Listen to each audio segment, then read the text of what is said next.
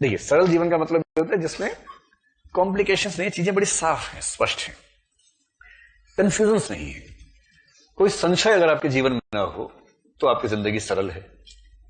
ठीक है, चीजों की क्लैरिटी अगर एकदम साफ साफ हो तो आपकी जिंदगी सरल है। जिंदगी सरल होना और जिंदगी अच्छी होना एक ही बात नहीं होती है। कई बार जिंदगी सरल है इसलिए अच्छी नहीं है, ऐसा भी होता है। इसलिए मनीष को विजी इसलिए पसंद नहीं है कि वो बहुत अनकॉम्प्लिकेटेड है, उसमें कॉम्प्लिकेशन ही नहीं है, नहीं पसंद आ रही उसको वो। तो सरल का मतलब, जैसे गांव की बात करें, गांव में क्या है, परिवार में हर औरत को पता है कि बच्चा उसी को पालना है, उसका पति कोई रोल प्ले नहीं करेगा उसमें, तो सरल है। कोई औरत पति से नहीं करेगी भाई तुम भी तो पालो, तुम्हारा भी तो है, पति कह रहा है तू औरत है, तेरा काम है, पता है। डाउट है, बाबा जी से पूछो, बाबा जी ही कह रहे हैं, गांव गांव में कह रहे हैं बाबा जी ये औरत का काम है, कोई संशय नहीं, स्पष्टता है। पिटाई पति ही पत्नी की करेगा, स्पष्ट है, कंफ्यूजन नहीं है इस बारे में, क्लैरिटी है कि संस्कृति में, सभ्यता में यही बताया गया है कि पति अपनी पत्नी की पिटाई कर सकता है और ये विधि सम्मत है, शास्त्र सम्मत बात है, कोई संदेह नहीं है। बहुत सारी औरतें पिट भी रही हैं और तब भी खुश हैं क्योंकि लग रहा है कि परंपरा सम्मत तरीके से जीवन चल रहा है मेरा, कुछ कंफ्यूजन नहीं हो रहा है। ऐसी गांव में है जो अनपढ़ समाज है, दलित तबका है, उसको अच्छे से पता है कि तालाब का पानी मुझे नहीं पीना है क्योंकि पंडित जी कह गए हैं। 1000 साल पहले पंडित जी ने कह दिया था कि तालाब का पानी शूद्रों के लिए नहीं है, तो शूद्र पूछ भी नहीं रहा, पंडित पिला भी नहीं रहा उसको पानी। एक दो लोग मर गए बिना पानी के, कोई बात नहीं, लेकिन परंपरा परंपरा होती है। सरल जीवन है।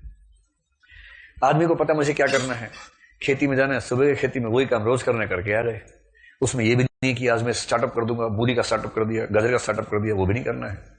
सरल, सिंपल, स्ट्रक्चर्ड अगर जीवन ऐसा है, विभिन्न वर्गों का संबंध स्पष्ट है, शोषण भी स्पष्ट तरीके से हो रहा है, उसमें कोई किंतु परंतु वाला मामला नहीं है, तो चीजें सरल है। आपके धार्मिक विश्वास एकदम स्पष्ट है, कंफ्यूजन नहीं है। जैसे आपके माता पिता को एकदम पक्का पता है कि पुनर्जन्म होता है, कोई कंफ्यूजन नहीं है। उनको 100% पक्का पता है कि आत्मा आती है जाती है, आत्मा अजर अमर है, चोला त्याग देती है, नया चोला धर लेती है। क्योंकि एक बार कथा सुनने गए थे, बाबा जी ने बताया था और बाबा जी ने झांसा दिया, उसके बाद से वो बात दिमाग में बैठ गई। आपके पेरेंट्स में कभी कंफ्यूजन इस बात पे हुआ कि भगवान है या नहीं? एकदम क्लैरिटी है कि है कि नहीं है? आपके पेरेंट्स को विश्वास है नहीं भगवान पे? होगा ना।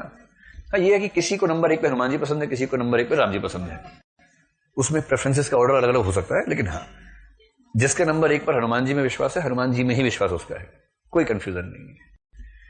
फिर जैसे हमारे माता पिता को अच्छे से पता है कि मुसलमान अच्छे नहीं होते हैं, हम में से अधिकांश लोग हिंदू हैं और हिंदुओं के अधिकांश माता पिता को मुसलमानों के बुरा होने पे गहरा विश्वास है, वो उससे बात भी नहीं करेंगे आपसे, नहीं वो ठीक नहीं होते। आप कहेंगे मेरा एक दोस्त है अहमद, नहीं तो ठीक से रहा करो, नहीं मतलब ठीक है लेकिन ठीक से रहा करो, उनको गहरा विश्वास है। कुछ माँ बाप ऐसे भी कहेंगे आपसे कि देख मुसलमान से शादी कर ले चलेगा, किसी दलित से मत करना, ये नहीं चलेगा, क्योंकि उनको क्लैरिटी है, गधापन ही सही पर क्लैरिटी के साथ है। और मजे की बात है, अधिकांश मूर्ख बड़े क्लियर होते हैं। सारा द्वंद्व, सारी दुविधाएं चिंतकों को ही होती हैं, समझदारों को ही होती हैं। इसलिए कहते हैं कि जब आप सोचना शुरू करते हैं, आपकी जिंदगी मतलब जहर जैसी हो जाती है। जब तक नहीं सोच रहे थे एकदम मस्त चल रहा था। और ऐसी मस्त मूर्खों के लिए जे.एस. मिल कह के गया है, संतुष्ट मनुष्य होना सूअर होने से बेहतर है। सूअर जितना संतुष्ट प्राणी कोई नहीं, उसको बस गंदगी मिल जाए एक बार खाने को, गंदे नाले में भेज दीजिए, मस्त हो जाएगा, सारा स्वर्ग बिखरा हुआ हर तरफ मेरे, इतना संतुष्ट है। अगर संतुष्ट होना ही जीवन का सार है तो सूअर से सीखिए। पर संतुष्ट सूअर की तुलना में असंतुष्ट मनुष्य बेहतर है, और संतुष्ट मनुष्य की तुलना में असंतुष्ट सुकरात बेहतर है। ये जे.एस. मिल कह गया। सुकरात है, सुकरात को जिज्ञासाएं हैं, दुविधाएं हैं, प्रश्न के उत्तर ढूंढने की कुलबुलाहट है, बेचैनी है उसके अंदर। ये बेचैनी संसार की काम आने वाली है, तो केवल संतुष्टि नहीं। और इसलिए अधिकांश मूर्खों में संतोष का स्तर अधिकांश समझदारों की तुलना में ज्यादा रहता है। और वो इसी तर्क से साबित करते हैं कि ज्यादा खुश कौन है, मैं क्या आप कहना, हम दोनों से ज्यादा सुअर हैं। तो जाओ, रास्ता मिल गया तुम्हें, रोल मॉडल मिल गया तुम्हें अपना, उसको फॉलो करो, उसकी तरफ आगे बढ़ो।